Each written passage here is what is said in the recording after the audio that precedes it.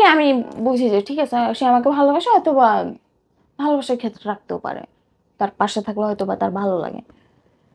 এগুলা দেখতে দেখতে যখন একটা মানুষ এত ইগনোর করে, আপনার মনে তার জায়গা কিন্তু থাকে না। আমার কেন জানি তার মন থেকে আস্তে আস্তে আমি মানে ওরে আমার মন থেকে উঠাই দিয়েছি, সত্যি কথা বলতে।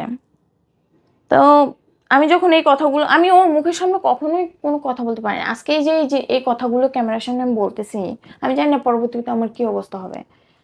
আমার এমন দিন গেছে সে আমাকে এত জঘন্যভাবে মারছে, আমার মরার অবস্থা, মারছে, সেন্সলেস, পুরো অবস্থা খারাপ। এবং তুই প্রতিবাদ করতেছ না? আমি যখন আমাকে মারে আমি কখনো তু শব্দও করি না। ইভেন ও যখন চেতেও যায়, রেগেও যায়, আমি জাস্ট চুপ করে থাকি। চুপ করে থাকলেও তোমার হাতটা ঘুরাও, এরকম করো, এরকম করো দেখি, শোন না। ও আমার লাইফে আমি এই জিনিসটা খুবই হেট করি। অ্যান্ড ফার্স্ট টাইম আমি এই কাজটা করি।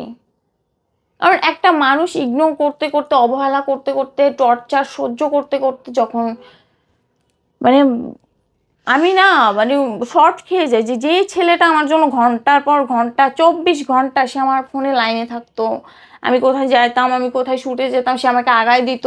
হ্যাঁ, তারপর হচ্ছে আমার জন্য ছোট ছোট গিফট নিত, যেগুলো সত্যি কথা বলতে আমার